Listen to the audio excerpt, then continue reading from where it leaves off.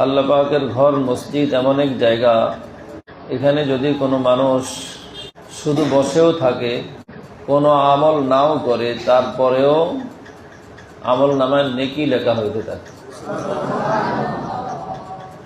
পৃথিবীর শ্রেষ্ঠ জায়গা মসজিদ নামে হলো যেখানে সেজদা করা হয়, যেই জমিনে আল্লাহ তাআলার জন্য সেজদা হইতে থাকে।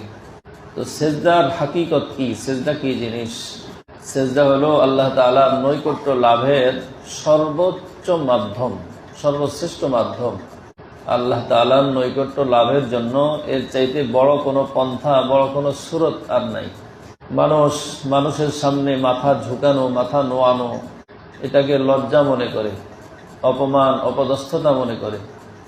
কিন্তু রব্বুল আলামিনের সামনে বান্দা সন্তুষ্ট চিত্তে, খুশি মনে নিজের সবচাইতে দামি মস্তককে ঝুঁকায় দেয়। আর এই মস্তক ঝুঁকানো,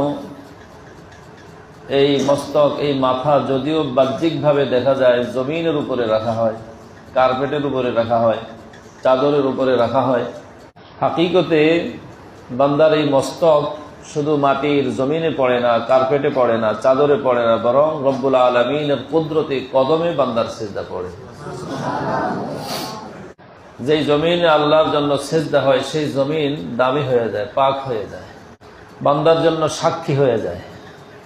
এই জমিন আল্লাহর কাছে সাক্ষী দেবে যে আল্লাহ, তোমার অমুক অমুক বান্দা আমি জমিনের উপরে তোমার জন্য সিজদা করছিল। এই জন্য কোথাও গেলে যদি মসজিদ পাওয়া যায় কাছাকাছির মধ্যে, সেই মসজিদকে সেজদা দিয়া, সেই মসজিদের মধ্যে আল্লাহর জন্য সেজদা দিয়া ওই মসজিদকে সাক্ষী বানায় আসা, ওই মসজিদ কি হয়ে যায়? সাক্ষী হয়ে যায়। অথবা নামাজ পড়ার, সিজদা করার কোনো পরিবেশ মসজিদ ছাড়া অন্য কোথাও, অন্য ঘরে, বাসায়, বাড়িতে, সেই স্থানকেও সাক্ষী বানায় আসলাম যে আমি আল্লাহর গোলাম, আল্লাহ তাআলার গোলামের, আল্লাহ তাআলার বন্দেগীর এক সাক্ষী হয়ে গেল আমার জন্য। এজন্য তাবলীগ জামাতে গেলে সাথীরা যেখানে আগে মসজিদে যান, তো 2 রাকাত নামাজ আগে পড়ে নেন।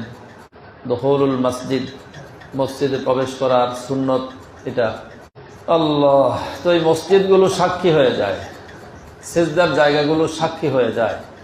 তো যেখানে আল্লাহর জন্য সিজদা হয়, নেক আমল হয়, ওই জায়গা সম্মানিত হয়ে যায়। আবার যেই জমিনে নাফরমানি হয়, ওই জমিন আযাবের লক্ষ্যবস্তুতে পরিণত হয়ে যায়। পূর্বেকার যে সমস্ত জাতিকে আল্লাহ তাআলা ধ্বংস করছেন, তাদের সেই ধ্বংসলীলা যেখানে সংগঠিত হয়েছে, এমনও সাগর, এমনও নদী আছে যেখানে কোনো মাছ আজ পর্যন্ত হয় না, কোনো প্রাণী সেই পানির মধ্যে, সেই সাগরে হয় না, কারণ সেখানে আল্লাহর আযাব বর্ষণ হয়েছে। এই জন্য আম্বিয়া কেরাম আলাইহিমুসসালাতু ওয়াসসালাম ওই জায়গাগুলো অতিক্রম করার সময় দ্রুত সেখান থেকে অতিক্রম করতেন, যে এখানে আল্লাহর আযাব গজব নাজিল হওয়া জায়গা, এখানে বেশি অবস্থান করা যাবে না, দ্রুত সময় সেই জায়গা দিয়ে পার হয়ে যেতেন। আল্লাহ, এই জন্য মানুষের পক্ষে বিপক্ষে যত সাক্ষী হবে তার মধ্যে একটা হলো জমিন। ইয়াউমাইযিন তুহাদ্দিসু আখবারাহা, তো জমিন সাক্ষী হয়ে যাবে, জমিন তার সমস্ত সংবাদ বলে দিবে। জমিন কি সংবাদ বলবে? জমিনের কাছে যা আছে, জমিন যেটা দেখছে, জমিন যেটা চাক্ষুষদর্শী, জমিন যেটা দেখছে, সেই বিষয় আল্লাহ তাআলার কাছে সেই সংবাদ প্রকাশ করে দিবে যে আল্লাহ, আমার এই জমিনের উপরে বসে অমুক বান্দা ভালো কাজ করছিল, নেক আমল করছিল, আপনাকে ডাকছিল, সেজদা করছিল,